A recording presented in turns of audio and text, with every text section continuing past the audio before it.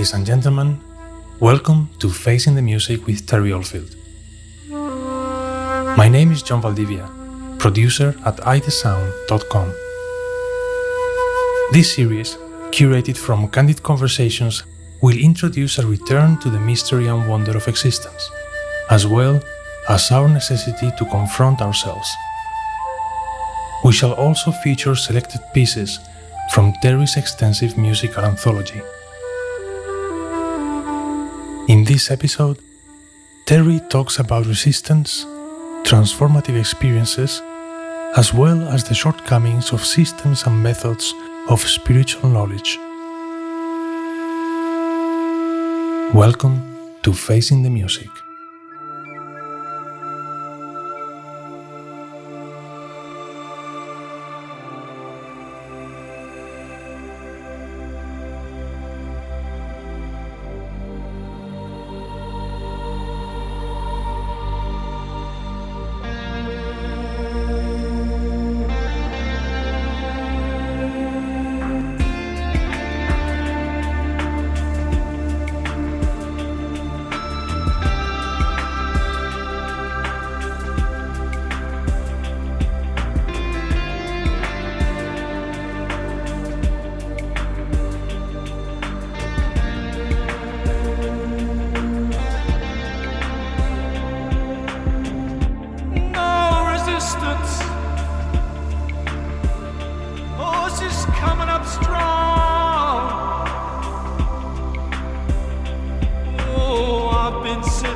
Backseat so long.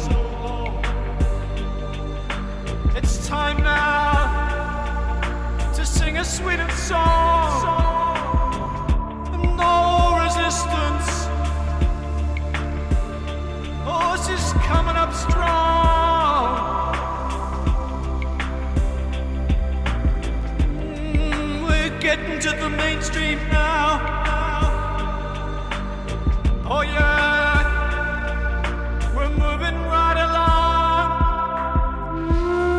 Things happen when we're ready to face them, when we're ready to experience something. And up until that point, we're kind of eased into life, I think. I think if we're on the so-called spiritual path, it means that we're dissatisfied with life, essentially. Because those who are satisfied get absorbed in what they're doing and are very easily pleased, and the majority of humanity is like that.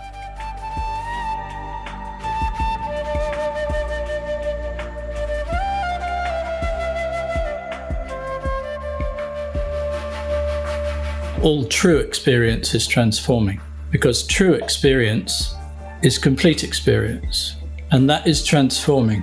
By transforming, I mean it flicks a switch deep inside that changes the way you perceive and live. It's not an intellectual understanding. It's a complete change which happens like a switch. No resistance. Oh, she's coming up so strong. Oh, I've been sitting in the backseat so long. And now's the time to sing a sweeter song. It also includes a willingness to go through whatever happens. And it's not always comfortable. In a sense, that happiness is a kind of deep inner knowing that this will pass. The only way through is through. And there's no deviation from that. No resistance. As soon as there is a deviation from that absolute truth that the only way is through, there is the birth of resistance. And as soon as that happens, you start to build up your karmic load of incomplete experience again.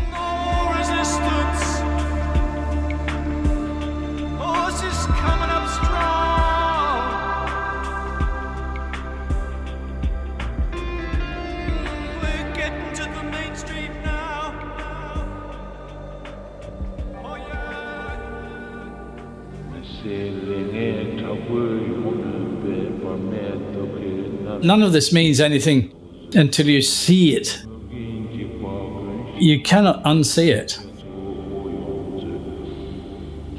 That seeing is not something you could ever move towards. You can't achieve it. And that's why so many of these systems fall short and end up with a corruption of the original innocence, like of Jesus, for example. The massive complexity of Buddhism.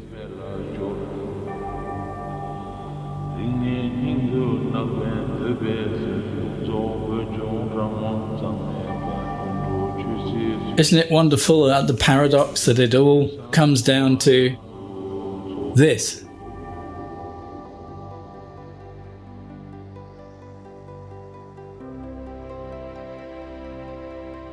The switch flicks by itself. There's no how and there's no happening. The present moment is just the present moment. There's nothing special about it.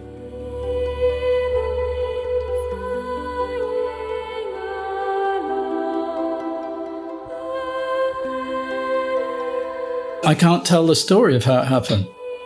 All I can say is it's an ongoing thing.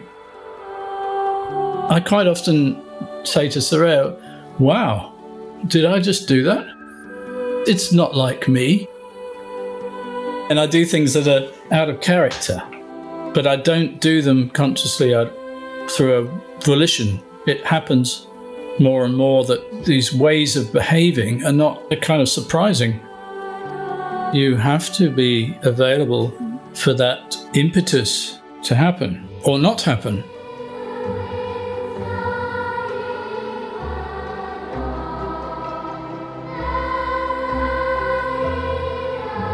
Is that kind of giving up when you stop trying? You just say, oh, I give up. It's such an incredible thing that it's beyond the descriptive powers of this particular mind-body mechanism to actually formulate anything. All it can do is be in it and allow what's happening as freely as possible.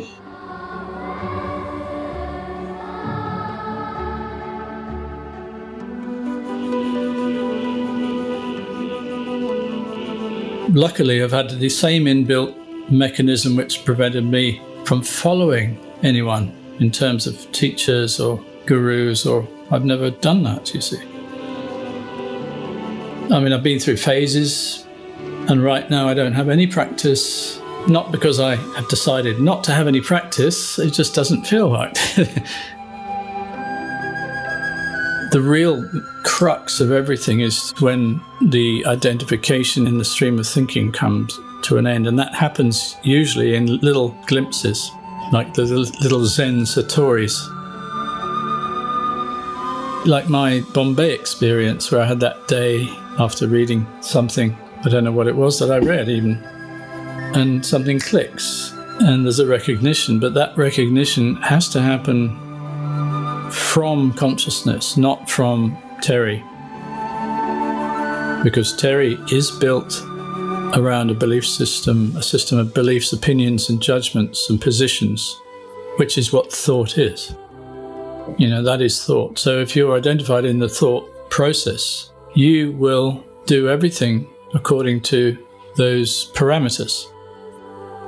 But as soon as you are out of that, and some people get that kick through LSD as a first experience of that. We're actually talking about something which is outside of thinking, which is impossible to know, because beyond thinking is the unknown, you see. And that's where the insecurity comes in, that's where the lack of direction comes in, this is where the sense of not knowing what the hell's going to happen in my life is fine. If we can get to that point where we're completely floating, we will be used.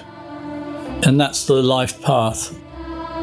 That's the true life path. So long as I am trying to live or I am trying to go in a certain direction, I'm not open to the true exploration of consciousness in this particular field of awareness, this particular view of what I like to call the game of life.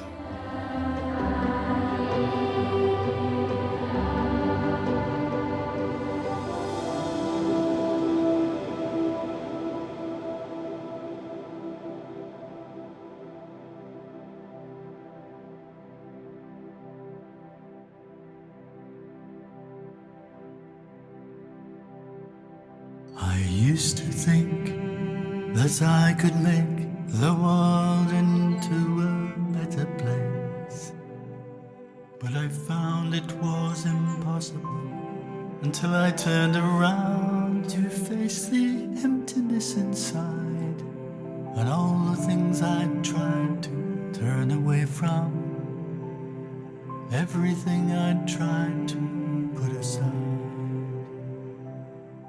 Then I fell in love with everything, threw away the key to all the places I'd been sheltering, where I'd rather be. I just fell in love with everything, broke down the wall, and now there's nothing wrong with anything, nothing wrong at all. They said I'd need some wisdom to take me to a better place.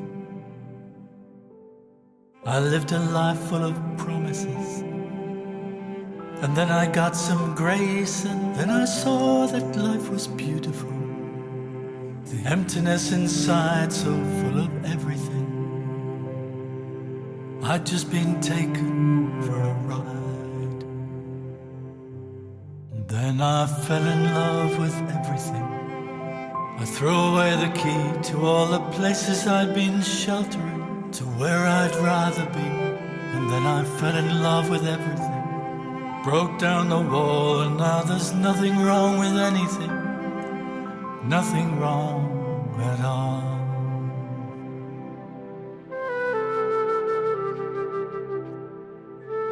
Look at what we're presented with every day, you know. Life is my practice, and it's enough. I still enjoy sitting on a bench and watching people. I quite often just go to a busy area and I buy myself a coffee, maybe a Danish pastry or something nice, you know, and I sit and I just watch people. This game of life we enter to remember who we really are. It's a journey of a lifetime to find we're just a falling star in an empty sky. There's nowhere left to hide.